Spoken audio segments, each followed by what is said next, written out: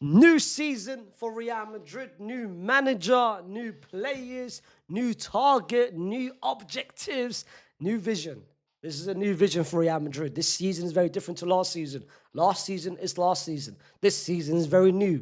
And that's why that's different goals this season that I'm trying to achieve. But the only thing which isn't new compared to last season, the only thing which is the same as last season,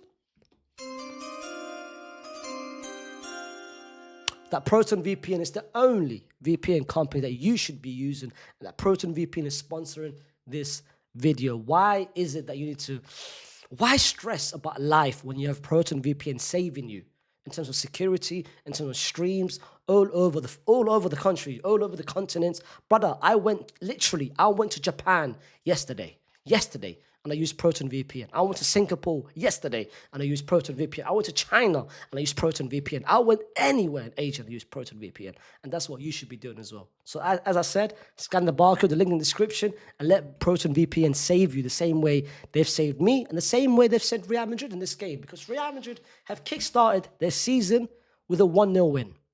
Let's talk about it. Let's talk about the result. Let's talk about the lineup. Let's talk about the first half, the second half. But most importantly, one thing which is back this season, same as last season, the player ratings. Finally, I'm about to give player ratings. My own opinion. Some of you guys might be a bit disappointed, might be a bit fuming why I gave this guy a higher rating. That's just my opinion. Put down in the comments if you agree with my selection. Don't forget to like the video, subscribe to the channel. The road to 100k. Hey, we're getting very close to 100k. So I know you watch, not subscribe. Don't be a haywan. Listen, Real Madrid lined up with this 11.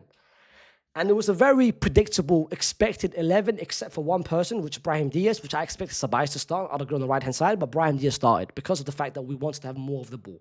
In the first 45 minutes of Real Madrid, it was a very mixed 45 minutes.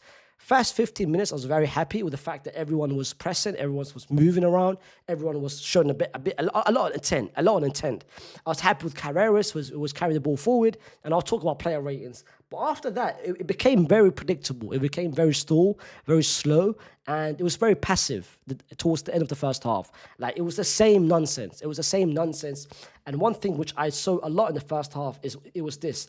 We were literally on the good thing about the first half and the good thing about the whole game itself is that this is the first time this whole season, and if we compare this with the last 3 years with Carlo Ancelotti, it's the first time we've got a defensive structure. I think everyone understands what they have to do defensively. And this is why Osasuna could barely threaten Real Madrid. Like last season, we saw, even the year before that, we saw a lot of times we give opponents and we give the other team the ball and we let them come to our final third with no pressure, with a lot of comfortability. This time around, we didn't give Osasuna any sort of chance for them to come to our final third and for them to have the ball, for them to start creating and start passing the ball around our own box. But this time we were very good. We were very good defensively. I was very happy with our defensive performance this whole game.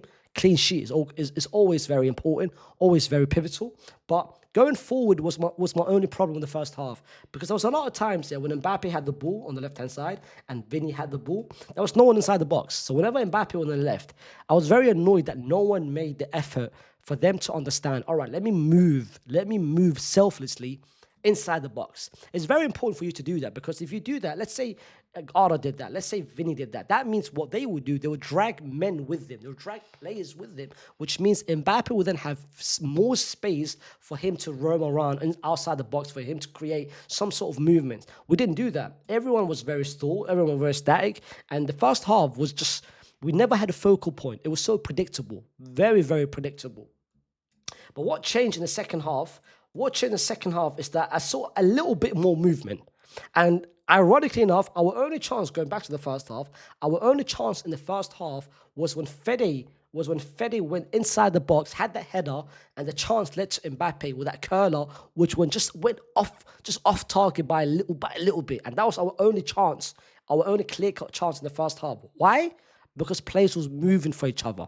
The second half, it was a bit different. It was a bit better compared to the first half. I'm going to be real.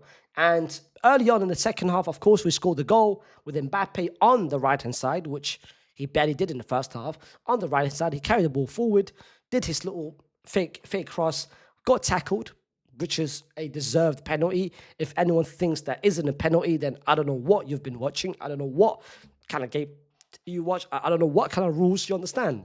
If you guys watch Real Madrid over the past years, that used to be the Lucas Vasquez specialist. Like Lucas Vasquez used to do that to the T. He used to do that pretty much almost 4 times, 5 times, 6 times a season. I used to get penalties. Very smart, very clever way of doing it, and just stupid defending. Rather than blaming why is the penalty, you should be blaming the defender. Why would you make contact? Why would you go in? That's a rash challenge. Rash challenge. Why would you do that in that position? It makes no sense. Easy penalty, deserved penalty, and Mbappe scores the first goal of the Xabi Alonso era of 2025-2026. And after that, we had few chances, you can say.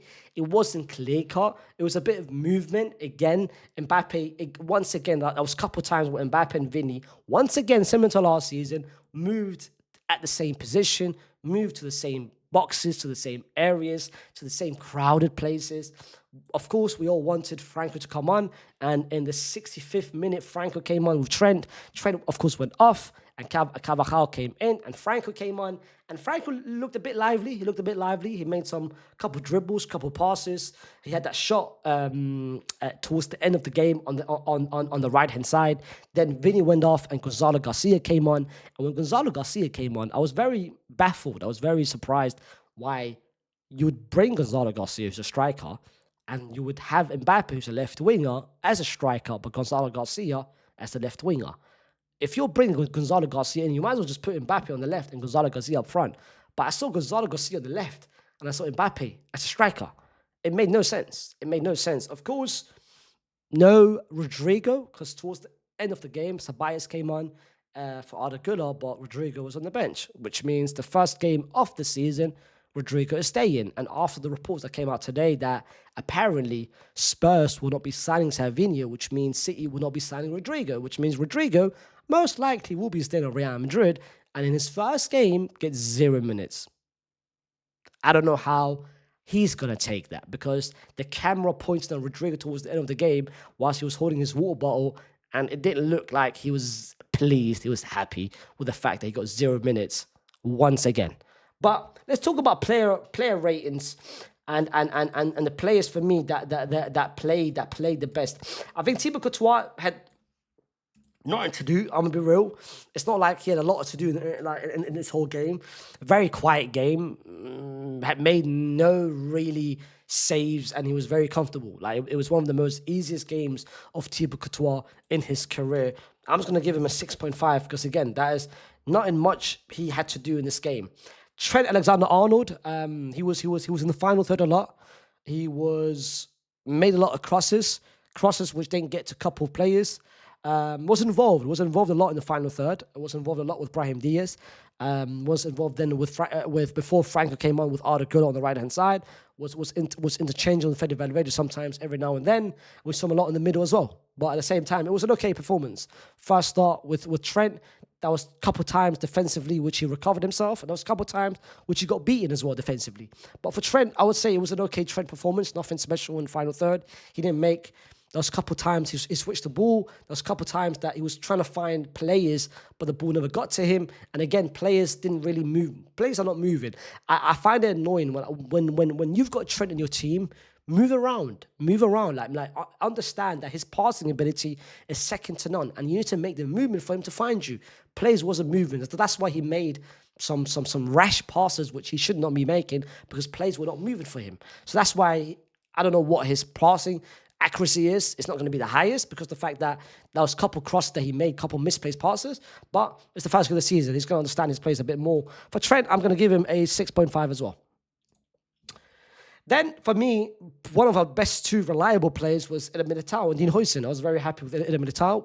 There was a couple of times Eder Militao was switching the ball where he should have just kept it and played it simple. But defensively, him and Dean Huijsen was very easy. It was very reliable. They had it easy. Budimir didn't really threaten Real Madrid at all. Like, them man were really, it was a quiet game, and they were very much involved in in the build up, in the attack. I'm very happy when they play together because both of them are very comfortable on the ball, so they're very easy. They're both foot, left foot, right foot. They're very comfortable. They're very comfortable. They both of them had shots on target. So when there was moments in the game, especially in the first half, where there was no sequence, there was no passages, players were just staying still and not moving. What they decided to do is let me just take a long shot. Militao had one which got saved.